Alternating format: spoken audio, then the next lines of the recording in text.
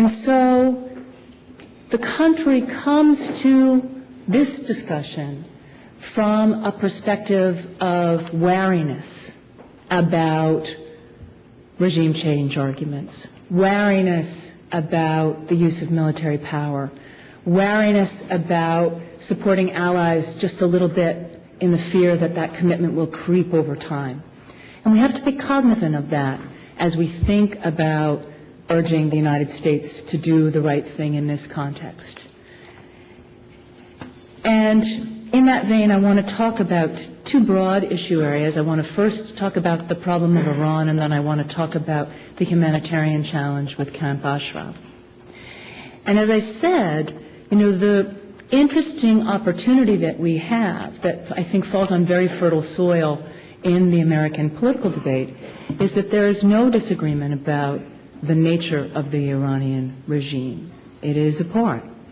And it is not simply abhorrent from a values perspective in terms of the gross violations of human rights and the authoritarian nature of the rule, but it is a real threat to American security, to the security of many of our friends, and to international peace and stability.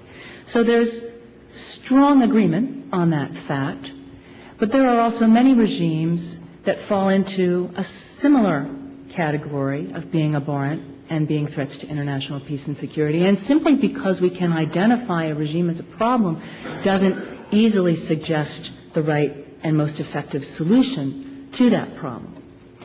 So one of the caveats that I want to offer as we think about a future free Iran, a future democratic Iran, is that when you look historically at the U.S. experience with regime change, we have many, many, many different models. We have the model of the Cold War, in which the United States chose to deter and chose to poke and prod through proxies, and waited, and waited, and waited, and waited. If you think about the political context in which Ambassador Reese worked, where in Northern Ireland we had a long-standing conflict that had political and military dimensions in which the United States diaspora community played a significant role, that also took a long time and led to a negotiated solution. And finally, as I mentioned, in the context of forcible regime change, very uncertain results. The United States, I think, in both Afghanistan and Iraq has learned that that war often has many unintended consequences, and that so one of the challenges for this community and for us all going forward is to help think creatively about what I have heard this community describe as the third way.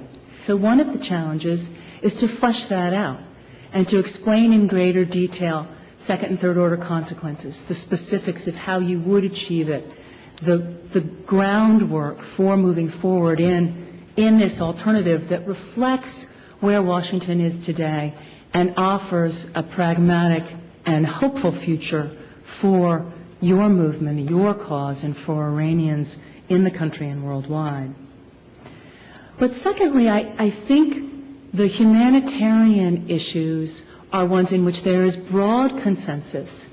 And again, not a simple set of solutions. And so the academic in me that seeks consistency and seeks to look at the long-term benefits of different courses of action cautions us to not downplay the complexities that you all live and breathe vis-a-vis Camp Ashraf. But at base, it's very, very simple. And this is, I think, the strongest point to move forward at this moment, because we are at risk of an extraordinary humanitarian crisis by the end of this year unless we are able to rally the international community to step up to the plate. And here I do think the United States bears a special responsibility.